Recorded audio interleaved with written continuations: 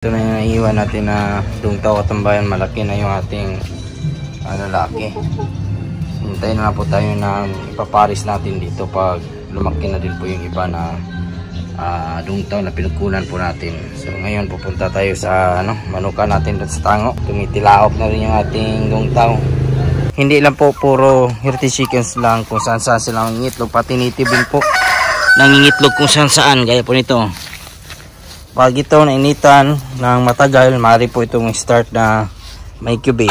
Yung iba nating native na shamo, tingnan natin kung may itlog. Wala. Laki. Nasa mga 3 kilos ata. Hingal na hingal o baka mangingitlog po yan.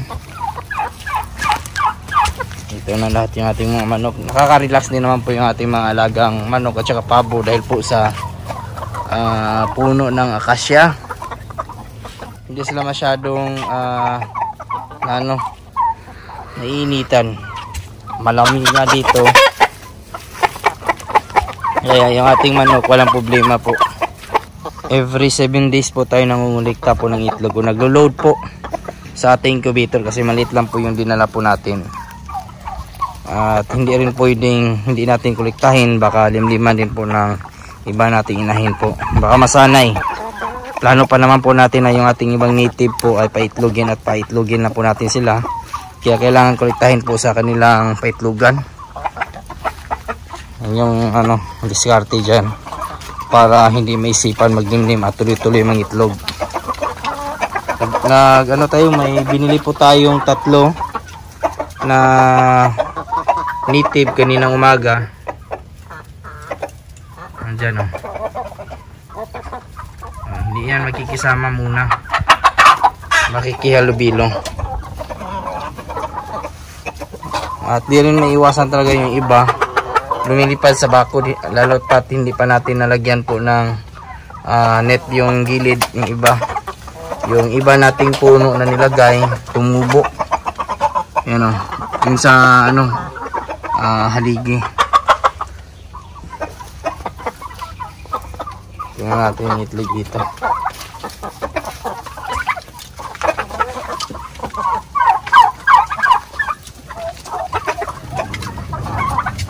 May isa.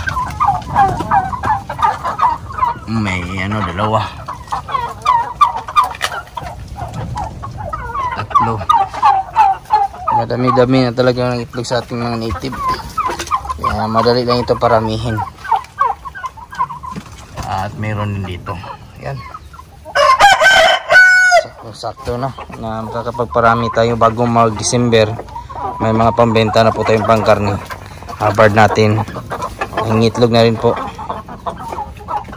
Isa talaga sa pangunahing pinagkakitaan po ng mga nagmamanok po dito sa probinsya ay yung pag-alaga po ng native. Dito kasi sa pag-alaga ng native ay kahit araw-araw ko pong magbenta, makakabenta ka. Kahit kapitbahay mo pwedeng bumili. At kung wala naman po, doon kayo sa palengke. Hindi to tinatanggihan po sa merkado. Kaya sa mga kaibigan natin na nagpaplanong mag-alaga ng manok, maganda talaga mag-upisa po sa native.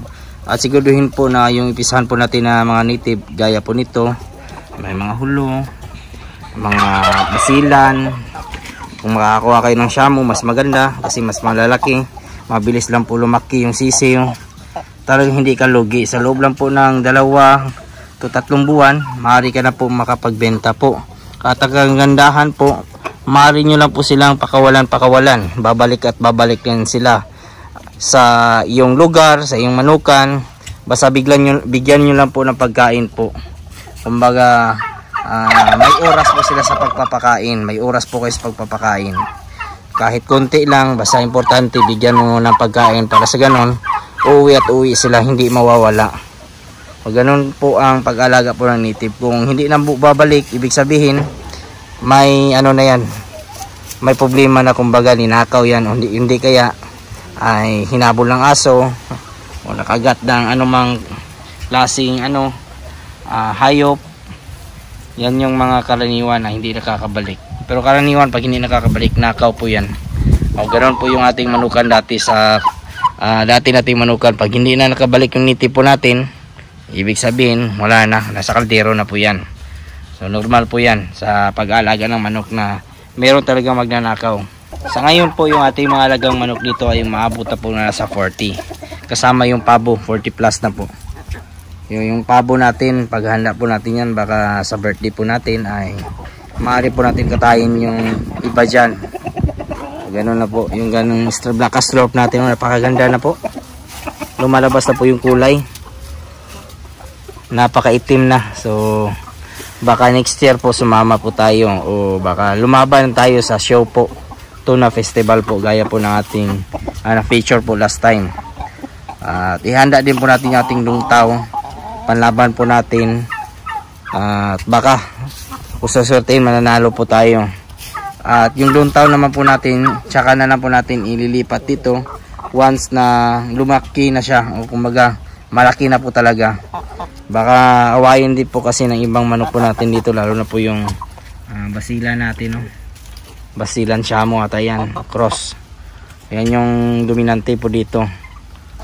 At yung iba nating mga Hubbard nangangasta na po, yung iba nating heritage, ayan, nangangasta na din po siya. So makakapaglahi na din po tayo yan, upgraded native natin. At yung ating mga tandang na black strop nangangasta na din po, kahit yung black copper po natin nangangasta na.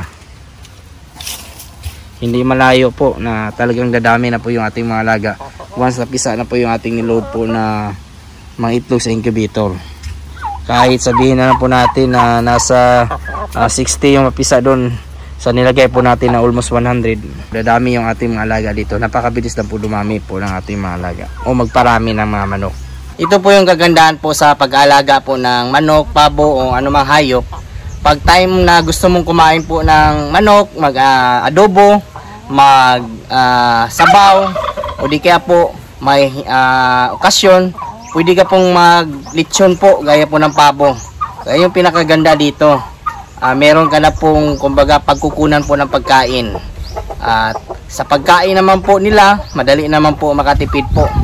Kahit nga taho, pwede natin pakainin po yung ating mga alaga. Maridiagwa, so nakakatulong din po yan, mga bani ng saging. Diskarte lang po talaga kung gusto nyo pong makatipid din po sa kanilang patuka. Isang palatandaan na rin po na yung ating pabo po na babae ay nakastahan na po ng ating tanda. Ay yung mga balahibo po nagkalat po dito, gaya po nyan, oh. Ayan yung mga natanggal po na balahibo sa likod ng babae. Ayan, marami na rin po. Pag nagkasta kasi yung o nagsampay yung lalaki po na pabo, natatanggal yung balahibo po ng babae sa likod.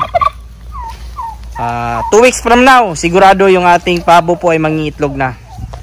Ayan yung likod ng pabo, natatanggal yung balahibo. Kaya sigurado po tayo na yung ating inahin ay mangiitlog na po yan. Makakapagparami din po tayo ng pabo dito. Kung ayaw nyo pong malugi po sa pag-alaga po ng manok sa probinsya, dapat talaga unang alagaan nyo po ay yung mga native. Kasi yan po yung mabenta dito. Saka na lang po kayo magdagdag po ng healthy chickens once na establish na po yung manukan nyo po. Kumbaga, continue nyo po yung pagbebenta nyo po ng native, kaya pwede na rin po. Pero pwede rin po talaga pagsamahin yung pag-alaga ng healthy chickens at saka ating mga native. Lagyan nyo lang po sila ng breeding area po para hindi po ma-upgraded yung ating mga heritage chickens. Kumbaga makakapag-produce tayo ng pure. Sa kaso po kasi natin dito, mga lalabas na mga cross na. Saka na lang tayo magpo-pure once na nagkataon na makagawa na tayo, magkaroon tayo ng time na gumawa po ng kanilang breeding area.